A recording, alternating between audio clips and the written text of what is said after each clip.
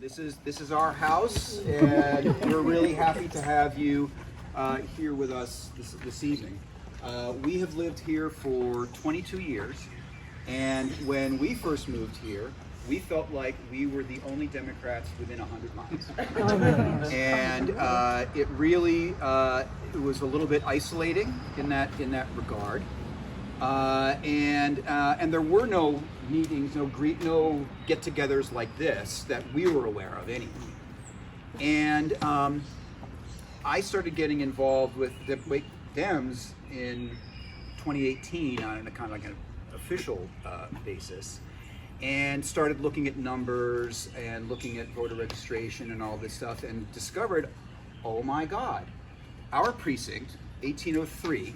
Now most people don't know what their precinct number is, but we are in precinct 1803. Okay, and the borders of that are Tryon Road. And when I was asked to do this, one of the reasons I agreed is that I'm really good at doing fun things.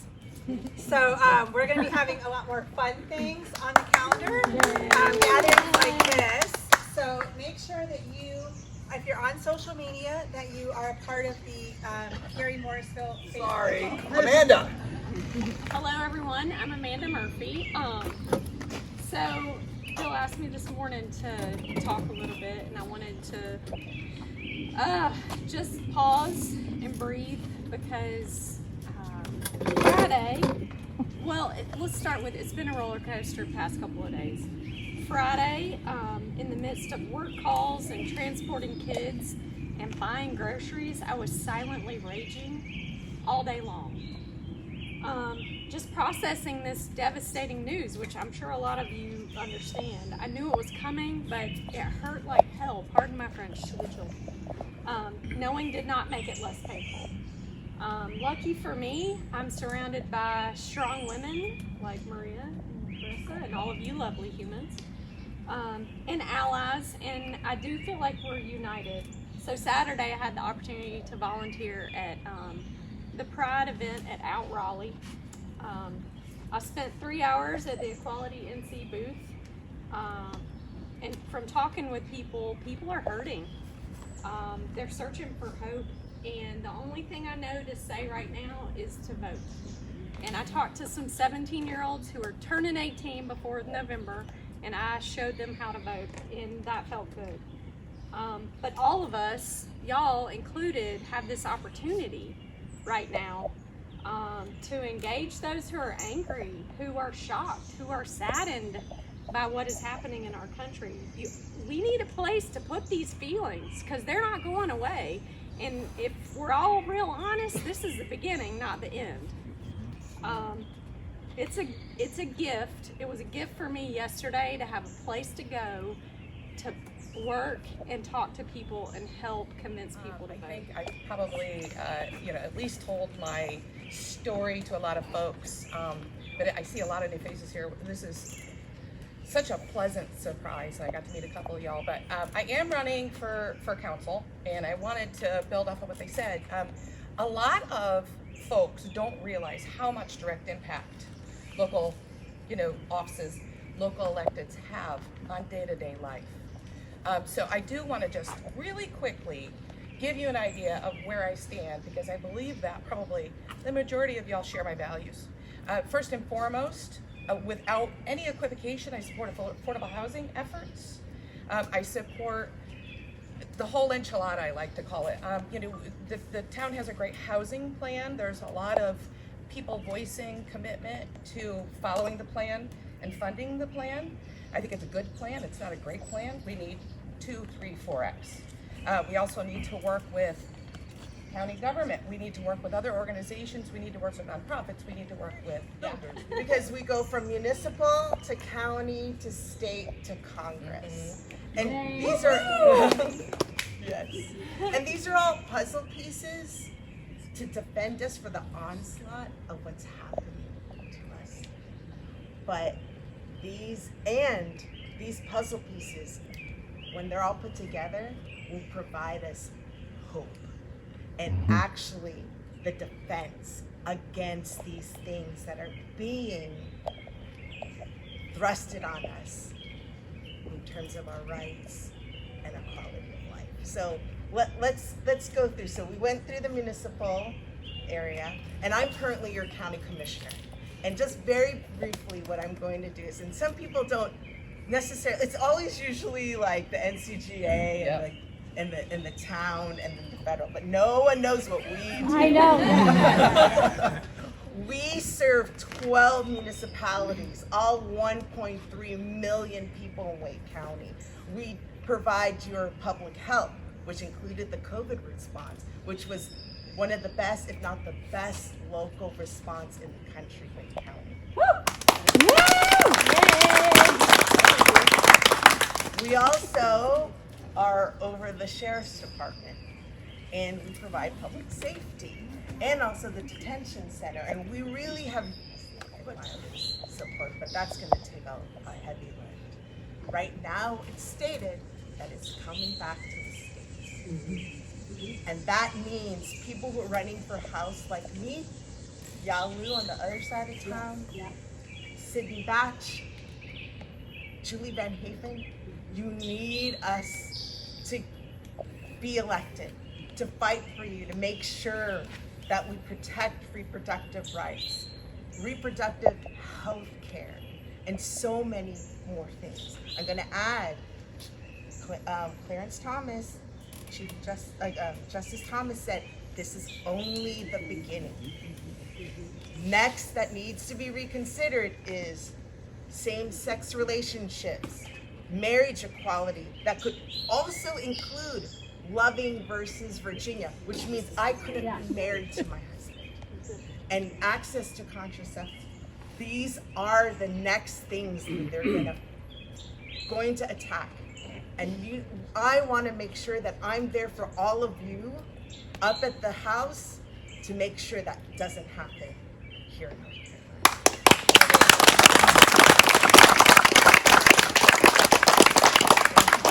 So I asked for your vote. I asked. You got it. And if you even have 5-10 minutes to spare, we often talk about tell 5 of your friends to go vote and vote for like-minded people, hopefully considering myself. And if you don't have time, even $5, $10, $20 can help so much in our campaigns. Please support all of us, because we need to make sure North Carolina is a place for all of us. So thank you so much.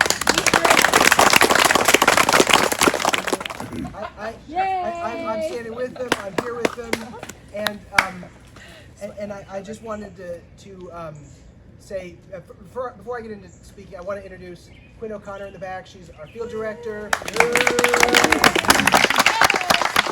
you want to get involved, please talk to her.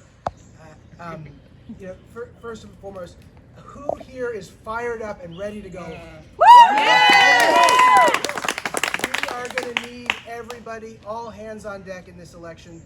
I want to just mention a few of the things that Maria talked about, and I want to talk about this race for Congress and why it is so important. Number one, I need to say, abortion is safe, and most importantly, it is legal in North Carolina right now.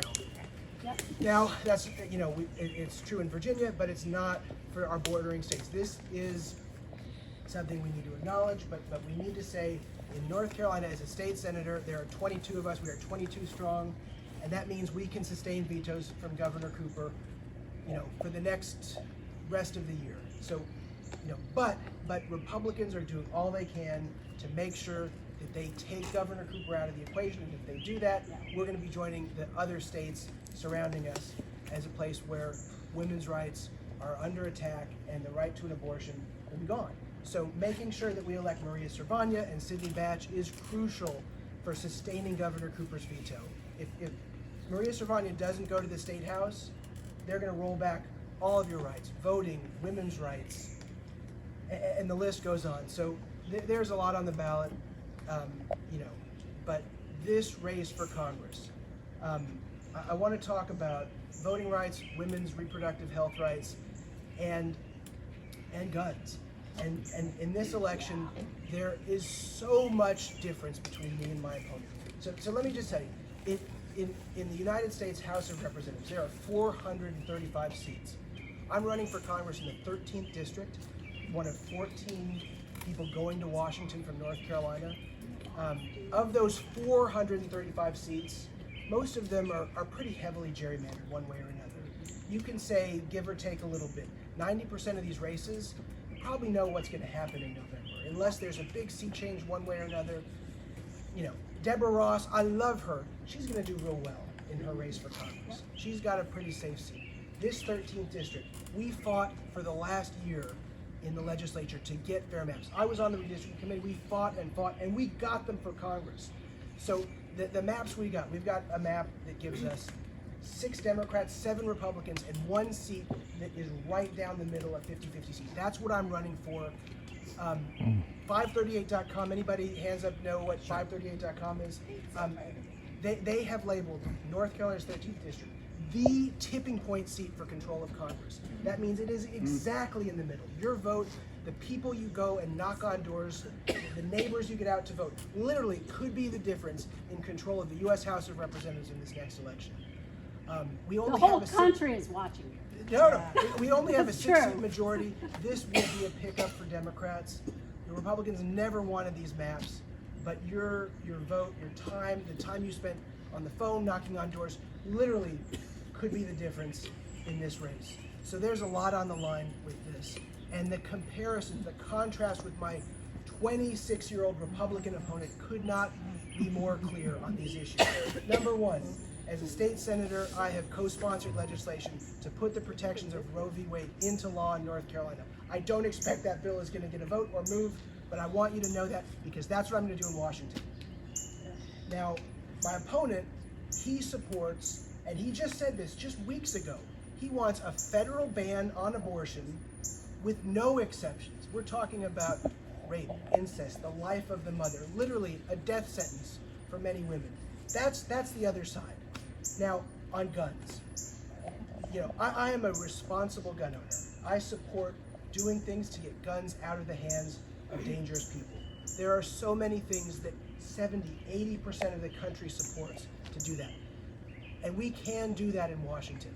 We got a small percentage of the way there, and that's a victory. I like it. I was glad to see legislation passed, you know, as we were, you know, in real time. Anybody watch the January 6th hearings?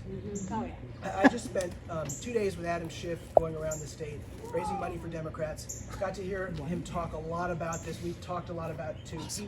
He's on the committee that's doing this. But why this matters and why this district matters. What Trump was trying to do to get Mike Pence to refuse to take the electors is he wanted to kick the election to the House of Representatives. Our Constitution says if you decertify a state, if you don't have a majority, it goes to the House. That was the plan. And what happens in the House of Representatives is you vote by state delegation. Now, I would be the 7th Democrat going to Washington in a 14-member delegation. That means a 7-to-7 delegation. North Carolina is never going to do better than 7-to-7. But literally, this seat, if that's what Trump is trying to do and gets away with it, could be the difference in control of the presidency. That's how important this particular area is in this particular district. I can tell you, I work for President Obama. I support democracy. That is on the ballot here. So listen, there's a lot to get motivated for in this race. This is one where we need your time. We need your efforts. And I